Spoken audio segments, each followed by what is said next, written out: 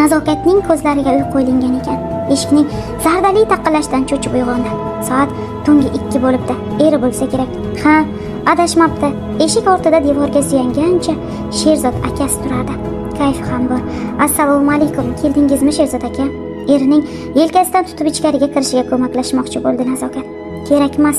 Qo'lingni tortmaydan deya xotinini siltab tashladi Sherzod.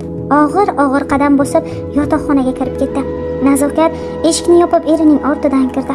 Oyog'idagi tuflini yechmoqchi bo'lib, tuflisiga qo'l uzatdi. Sherzod o'rnidan turib o'tirdi. Nega hali ham uxlamading? Sizni kutdim dadasi. Dadasi demaslo. Birdan baqirib yubordi Sherzod. Qatorlashtirib bola tug'ib beribmiding dadasi deysan? Dadasi dema meni. Nazokatning yuragiga og'riq kirdi. Sizga nima bo'lyapti Sherzod aka? 6 oydan beri tinimsiz ichyapsiz. Bunaqada kasallik orttirib olasiz-ku. Sen menga aql o'rgatma, tushundingmi? Haqqing yo'q bunga. Oldin eplab bola tug'ib berginda, keyin meni ishlarimga aralashgan. Nazokat so'zsiz gilam ustida o'tirib qoldi. Hali umrida eridan bunday gaplarni eshitmagan edi. Sherzod aka, men ataylab qilyapmanmi? Iltimos, sabr qilaylik. Birgina biz emas-ku farzand ko'ra olmayotgan. Alloh sabrli bandalarini sevadi. Iltimos, sabr. Sherzod bexosdan Nazokatning yuziga tarsaki tortib yubordi. Sabr? 8 yil nimaning evaziga soqov bo'lib yashadim. Yana qanaqa sabr bo'lishi mumkin bundan ortiq? Yana qancha umrimni tirnoqqa zo'r bo'lib o'tkazaman? Nazokat ortiq gapira olmadi. U qiynalardi. Yo'q, kaltak yegandan emas aslo. Turmush qurgan yillari juda ham baxtli edi yosh oila. Bir-birlarini jondan ortiq sevishar edi. Ikkisi ham bir institutda o'qishar edi. Bir guruhda o'qishning so'nggi bosqichi.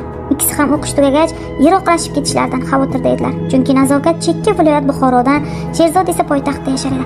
Baxtimni qo'ldan chiqaradigan ahmoq emasman. Bugun oyimlar bilan gaplashaman. Sovchilikka boradilar Buxoroga. Biz albatta birga bo'lamiz deya Nazokatni ko'nglini xotirjam qilishga urindi.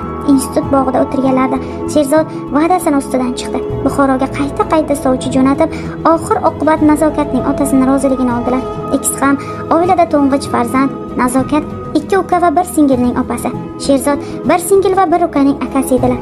To'y kechasi hamma xursand, lekin bu quvonch kelin va kuyovning xursandchiligi oldida tariqday edi go'yo. Ko'rdingizmi malikam, uylanaman desam Buxoro podshoh qizini beradi menga deya mug'ombirona gap otdi kelinchakka taxti ravonda o'tirishar ekan. Chimildiqda o'tirishganda esa hech qachon armon bilan yashashingizga yo'l qo'ymayman deya bir-biriga so'z berishdi. Shularni esalar ekan Nazokat va'dasini ustidan chiqa olmayotganda azoblanar edi. Mastlik ustun kelib Sherzod uxlab qoldi. Nazokatning esa ko'ziga uyqu kelmas edi. Shu payt gilam ustida yotgan Sherzodning telefoniga SMS xabar keldi. Olib qarasa begona raqam. Beixtiyor SMSni ochib yubordi. Sherzod aka, ajoyib tun uchun rahmat. Ertaga ham keling. Nazokatning tanasi muzlab ketdi.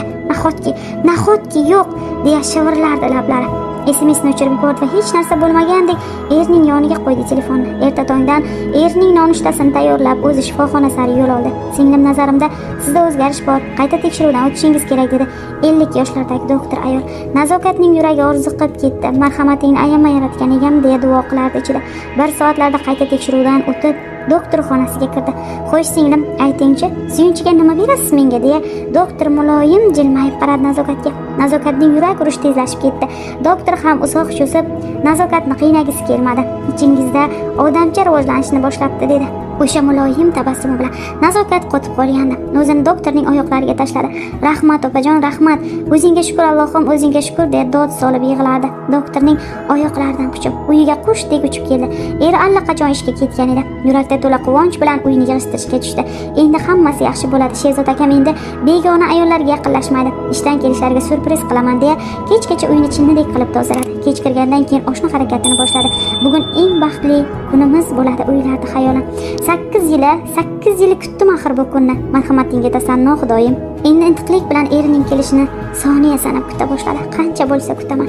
Sherzod aka, bilaman ishtasiz. Mijja qoqmay kutaman. Shu payt eshik qo'ng'irog'i chalindi. Uchib borib qoldi go'yoki eshik qarshisiga. Ko'zlari porlab eshikni ochdi. Eshik oldida esa notanish ayol turardi. Nazokatning qo'llari bo'shashdi. Sherzod akam keldi deb o'ylagan edi. Shu on eshik oldidagi ayol bexos Nazokatning sochiga chang soldi. Dabdurustdan bo'layotgan ishlardan o'ziga kelib ulgurmay Nazokat poliga yiqildi. Notanish ayol esa uning ustiga chiqib olib to'g'ri kelgan joyiga ayamay ura ketdi. Sherzod akam, tinch qo'y, la'nati tug'mas. Eshityapsanmi, tinch qo'y. Ammo Nazokat bu gaplarni ilg'aydigan ahvolda emas edi. Qorniga tekkan tepkidan kuchli og'riq turdi. Gapirishga damadori yetmas edi. Qo'shnilar shovqin suronini eshitib yugurib chiqishdi. Notanish ayolni bir amallab ajratib ko'chaga chiqarib yuborishdi. Ayol esa haliyam bor ovozda qarg'anardi. Sherzod akam tinch qo'y, la'nati tug'mas. Nazokatni tez yordam kelib olib ketdi. Narkoz ta'siridan ertasiga ko'zini ochdi.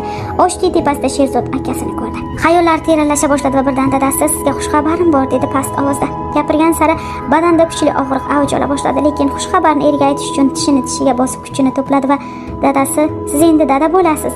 Kechir Nazokat, kechir meni deya Sherzod ko'z yoshlarini to'xtatolmay xotinini bag'riga bosib yig'lab yubordi. Kechir, farzandlarimizni saqlab qola olishmadi. Yolvoraman, kechir, men notavon eringni kechir. Nazokat karaxt bo'lib qolgan edi. Ha, aynan farzandlar edi. Dunyo yuzini ko'rishga ulgurmagan norasidalar. Oradan 10 kun o'tib Sherzod xotinini uyiga olib keldi. Biz hali farzandli bo'lamiz, malikam.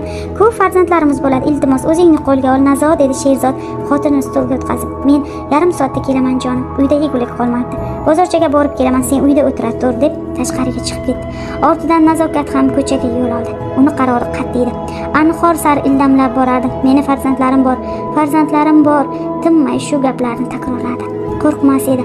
Sira ham qo'rqmas edi. Ha, ayol shunday jasur, shunday irodali. Erining so'kishidan qo'rqib, hatto onasining uyiga bormasligi mumkin, lekin farzandi uchun o'limdan ham qo'rqmaydi. Mag'rur ketib boradi. Meni farzandlarim bor. Hozir borib ularni emizaman, qorni och qo'zichoqlarimni. Anhor yoqasiga keldi. Bolalarim qorni ochgandir, bolam boshidan ro'molini olib, oyoqlarini juftlab mahkam bog'ladi. Halima keltirdi. Allohga tinimsiz yolvordi. Armonim ushaldi. Endi farzandlarim